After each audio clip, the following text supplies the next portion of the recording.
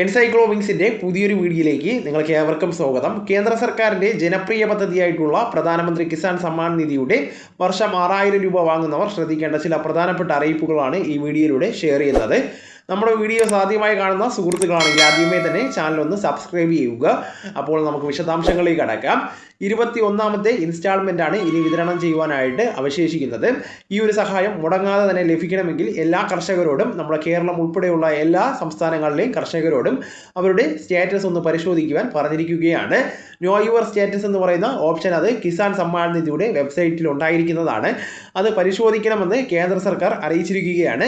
കാരണം മറ്റൊന്നുമല്ല, പല കർഷകരുടെ സ്റ്റാറ്റസിൽ എന്തെങ്കിലുമൊക്കെ ഡിഫക്റ്റുകൾ ഈ ഒരു സമയത്ത് ഉള്ളതായിട്ട് കേന്ദ്ര സർക്കാർ സ്ഥിരീകരിച്ചിട്ടുണ്ട്. കേന്ദ്ര സർക്കാരിൻ്റെ കർശന പരിശോധനയിലാണ് ഇത്തരത്തിലൊരു കാര്യം കൃത്യമായിട്ട് മനസ്സിലാക്കുവാനായിട്ട് സാധിച്ചിരിക്കുന്നത്. അവർക്ക് 21ാമത്തെ ഇൻസ്റ്റാൾമെൻറ്റിൻ്റെ വിതരണം ഉണ്ടായിരിക്കുന്നതല്ല.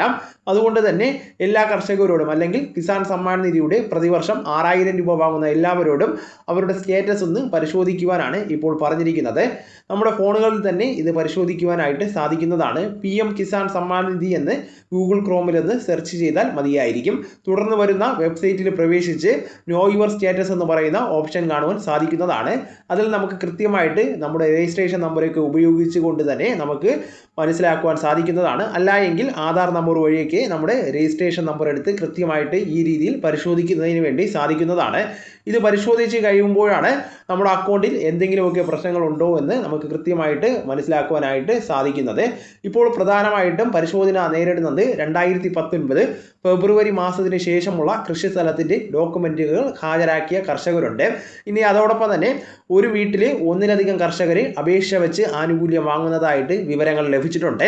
അതായത് ഒരു റേഷൻ കാർഡിന് ഒരു കുടുംബത്തിൽ നിന്ന് ഒരു ആനുകൂല്യം എന്ന രീതിയിലാണ് ക്രമീകരിച്ചിരിക്കുന്നത്.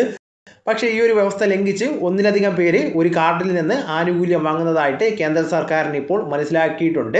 അപ്പോൾ ഇത്തരത്തിൽ കേന്ദ്ര സർക്കാർ പറയുന്നത് സ്റ്റാറ്റസ് ഒന്ന് പരിശോധിച്ച് ഏതെങ്കിലുമൊക്കെ പ്രശ്നങ്ങൾ ഉണ്ടെങ്കിൽ ഫിസിക്കൽ വെരിഫിക്കേഷൻ നടത്തുന്നതാണ്. അപ്പോൾ നമ്മുടെ വീടുകളിലേക്ക് ഉദ്യോഗസ്ഥർ വരികയും നമ്മുടെ കൃഷിസ്ഥലം കൃത്യമായിട്ട് കണ്ട് ബോധിച്ച ശേഷമായിരിക്കും അപ്രൂവൽ ചെയ്ത് ആനുകൂല്യം തടസ്സമില്ലാതെ തന്നെ നമുക്ക് ലഭിക്കുന്നത്. ഇനി അതോടൊപ്പം തന്നെ ആദായ നികുതി കഴിഞ്ഞ സാമ്പത്തിക വർഷം റിട്ടേൺ അടച്ചിട്ടുള്ളവർക്ക് എങ്കിൽ അത് കൂടാതെ തന്നെ കേന്ദ്ര സർക്കാർ ജീവനക്കാരാണെങ്കിലും നമുക്ക് ഈ ഒരു ആനുകൂല്യം ലഭിക്കുന്നതല്ല. അതോടൊപ്പം തന്നെ സർവീസ് പെൻഷനായിട്ട് 10000 രൂപയ്ക്ക് മുകളിൽ വാങ്ങുന്നവരാണ് എങ്കിലും നമുക്ക് ഈ ഒരു ആനുകൂല്യം ലഭിക്കുന്നതല്ല. അപ്പോൾ ഇത്തരത്തിലുള്ള കാര്യങ്ങളെല്ലാം തന്നെ നിങ്ങൾ കൃത്യമായിട്ട് തന്നെ ശ്രദ്ധിക്കുവാൻ ശ്രമിക്കേണ്ടതാണ്. അപ്പോൾ ഈ വിവരം നിങ്ങളുടെ സുഹൃത്തുക്കളിലേക്കും മറ്റ് ഗ്രൂപ്പുകളിലേക്കും കൂടെ ഷെയർ ചെയ്യുക. നമുക്ക് തുടർന്നും വിജ്ഞാനപരമായിട്ടുള്ള മറ്റ് വീഡിയോസും ആനുകാലിക വിവരങ്ങളുമായിട്ട് വീണ്ടും കാണാം. അതുവരെ ഗുഡ് ബൈ.